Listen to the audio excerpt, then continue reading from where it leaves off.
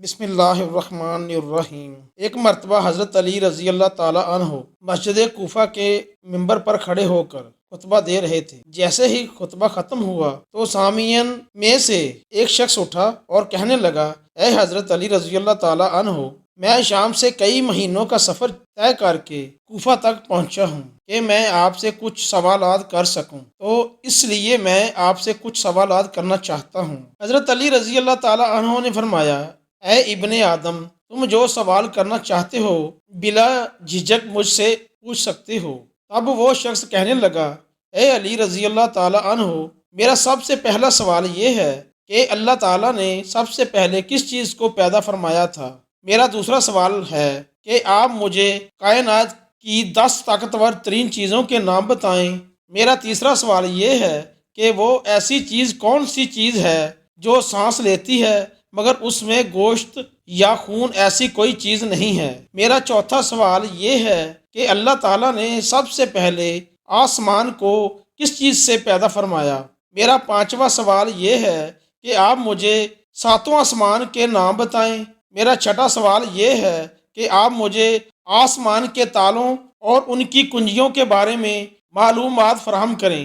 میرا ساتواں سوال یہ ہے کہ مجھے زمین کی سب سے بہترین وادی کا نام بتائیں۔ اس کے بعد میرا 8واں اور سب سے آخری سوال یہ ہے کہ روئے زمین پر جو سب سے بدترین اور بھیانک وادی ہے اس کا نام کیا ہے؟ ناظرین، جو واقعہ آپ کو سنانے جا رہا ہوں یہ واقعہ 1000 سال قبل احادیث کے مستند کتب محلل الخصال کے باب نمبر 10 حدیث نمبر 25 میں نمایاں طور پر موجود ہے۔ دوستو، حضرت علی رضی اللہ تعالی عنہ نے فرمایا، اے ابن آدم، تمہارا سب سے پہلا سوال یہ ہے کہ اللہ تعالیٰ نے سب سے پہلے کس چیز کو پیدا فرمایا تھا؟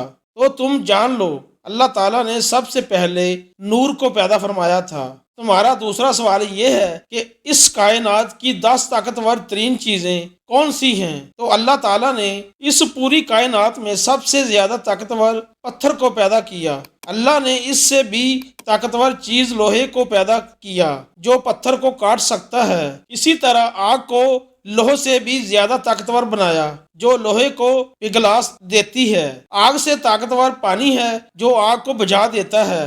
پانی سے زیادہ طاقتور بادل ہیں جو پانی کو آسمان پر اٹھائے پھرتے ہیں۔ بادل سے زیادہ طاقتور ہوا ہے جس کی وجہ سے بادل آسمان پر ادھر ادھر اڑتے رہتے ہیں۔ ہوا سے طاقتور ہوا کا فرشتہ ہے جو ہواؤں کو زمین پر چلاتا ہے۔ ہواؤں کے فرشتے سے زیادہ طاقتور ملک الموت ہے جو ہوا کے فرشتے کو بھی اللہ کے حکم سے مات دے سکتا ہے۔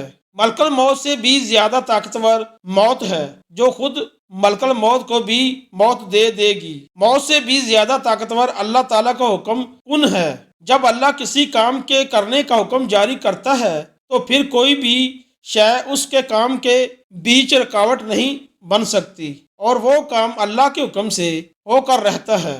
اے ابن آدم، تمہارا تیسرا سوال یہ ہے کہ وہ ایسی کون سی چیز ہے جو سانس تو لیتی ہے مگر اس میں گوشت، پوست اور خون موجود نہیں ہے؟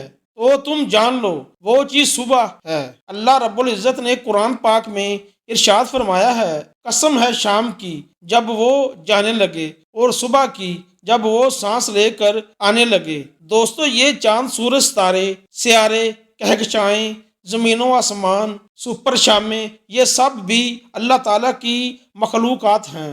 اس لیے اللہ تعالیٰ قرآن پاک میں سورۃ الاسراء پارہ 15 آیت 44 میں ارشاد فرماتا ہے، 7 آسمان اور 7 زمینیں اللہ کی تسبیح بیان کرتے ہیں، اور ہر وہ چیز بھی جو 7 آسمانوں اور 7 زمینوں میں رہتی ہے، اور ایسی کوئی بھی چیز نہیں جو اللہ تعالیٰ کی تعریف کے ساتھ اس کی تسبیح بیان نہ کرے مگر تم ان کی تسبیح کو سمجھتے نہیں ہو۔ قرآن پاک کی اس آیت کے مطابق 7 آسمانوں اور 7 زمینوں میں رہنے والی مخلوقات کے علاوہ خود 7 آسمان اور 7 زمینیں اللہ پاک کی تسبیح بیان کرتے ہیں، لیکن ہم انسان ان چیزوں کے حمد و ثنا کرنے کے انداز کو سمجھ نہیں سکتے۔ پھر حضرت علی رضی اللہ تعالی عنہ نے فرمایا، اے ابن آدم، اب تمہارا اگلا سوال یہ ہے کہ اللہ تعالیٰ نے پہلے آسمان کو کس چیز سے پیدا فرمایا؟ تو جان لو اللہ تعالیٰ نے پہلے آسمان کو پانی کے بخارات سے پیدا فرمایا۔ بخارات پانی کے اس بھاپ یا دھوئیں کو کہتے ہیں جو پانی گرم ہونے کے بعد نکلنے لگتا ہے۔ اللہ سبحانہ تعالیٰ نے اس بھاپ اور دھوئیں سے پہلے آسمان کو بنایا ہے۔ اے ابن آدم، تمہارا اگلا سوال یہ ہے کہ تمہیں ساتوں آسمانوں کے نام بتائے جائیں۔ تو جان لو اللہ پاک نے پہلے آسمان کا نام رفیع رکھا ہے اور اسے پانی اور دھوئیں سے تخلیق کیا ہے، اور دوسرے آسمان کا نام فیضوم ہے اور یہ رنگ میں تانبے کے رنگ جیسا دکھتا ہے۔ تیسرے آسمان کا نام معروم ہے اور یہ سرخ مائل خاکی رنگ کا ہے۔ چوتھے آسمان کا نام ارفالون ہے، یہ آسمان چاندی کے رنگ جیسا ہے۔ پانچویں آسمان کا نام بیہون ہے، اس کا رنگ سونے کے رنگ جیسا ہے۔ چھٹے آسمان کا نام عروس ہے، یہ سبز یاقوتی رنگ کا ہے۔ اور پھر ساتویں آسمان کا نام اجما ہے، اس کا رنگ سفید موتی یعنی نور جیسا ہے۔ تمہارا اگلا سوال کہ تمہیں آسمان کے تالوں اور ان کی کنجیوں کے بارے میں بتایا جائے، تو اے ابن آدم جان رکھو کہ آسمان کے تالے اللہ کے ساتھ شرک کرنا ہے۔ جو اللہ کے سوا کسی اور کو اپنا معبود بنائے گا تو یقیناً اس کے لیے آسمان کے دروازوں کے تالے کبھی نہیں کھلیں گے۔ ان دروازوں کی کنجیاں موت کے وقت یا اس سے پہلے سچے دل سے لا الہ الا اللہ محمد الرسول اللہ کی گواہی دینا ہے۔ دوستو، بخاری مسلم کی احادیث کے مطابق اللہ نے ایک آسمان سے دوسرے آسمان کی طرف جانے کے لیے مختلف دروازوں کو تخلیق کیا ہے۔ اللہ پاک کے بہت سے نبی اور پیغمبر انہی دروازوں سے گزر کر مختلف آسمانوں کی طرف جا چکے ہیں۔ بخاری اور مسلم کی انہی حدیث کے مطابق حضرت آدم علیہ السلام پہلے آسمان پر، حضرت یحییٰ علیہ السلام اور حضرت عیسیٰ علیہ السلام دوسرے آسمان پر، حضرت یوسف علیہ السلام تیسرے آسمان پر، حضرت ادریس علیہ السلام چوتھے آسمان پر، حضرت ہارون علیہ السلام پانچویں آسمان پر، حضرت موسیٰ علیہ السلام چھٹے آسمان پر اور حضرت ابراہیم علیہ السلام ساتویں آسمان پر موجود ہیں۔ اللہ رب العزت نے سورۃ الذاریات کی آیت نمبر 7 میں ارشاد فرمایا ہے، قسم ہے راستوں والے آسمان کی یعنی قرآن کی۔ اس آیت کے مطابق اللہ تعالیٰ نے آسمان میں رستوں کو بھی بنایا ہے۔ اللہ کے نبی انہی راستوں سے گزر کر مختلف آسمانوں پر جا چکے ہیں۔ حضرت علی رضی اللہ تعالیٰ عنہ نے فرمایا، اے ابن آدم، اب تمہارا 7واں سوال یہ ہے کہ زمین کی سب سے بہترین وادی کون سی ہے؟ تو جان لو زمین پر خوبصورت ترین وادی سندیپ ہے، کیونکہ اللہ تعالیٰ نے حضرت آدم علیہ السلام کو آسمان سے اتار کر سب سے پہلے اسی وادی میں بھیجا تھا۔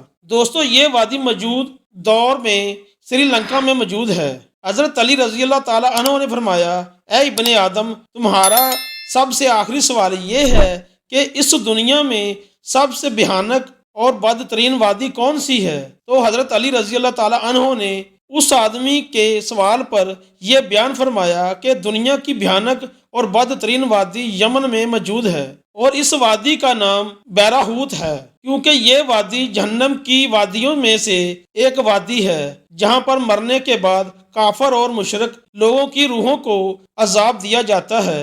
اس وادی میں روحیں رو رو کر اللہ سے معافی کی فریاد کرتی ہیں کہ اے پروردگار، ہم نے دنیا کی رنگینیوں میں کھو کر تیرے ہر حکم سے منہ موڑا اور ہدایت کے ہوتے ہوئے بھی روئے زمین پر گناہوں کو عام کیا۔ اے اللہ، تو ایک بار ہمیں دوبارہ دنیا میں بھیج دے، ہم ساری زندگی تیرا ہی حکم بجا لاتے رہیں گے، تیرے ہی بتائے ہوئے راستے پر عمل پیرا ہوں گے۔ لیکن افسوس، سب وقت گزر چکا ہوگا، ان کے رو رو کر معافی مانگنے پر بھی اللہ ان کو معاف نہیں کرے گا۔ اس لیے دوستو، ابھی وقت ہے، اللہ کی رحمت میں آ جاؤ، اس سے پہلے کہ آپ کو پچھتانا پڑے۔ اللہ تعالی ہم سب کا حامی و ناصر ہو، آمین۔ اللہ نگہبان۔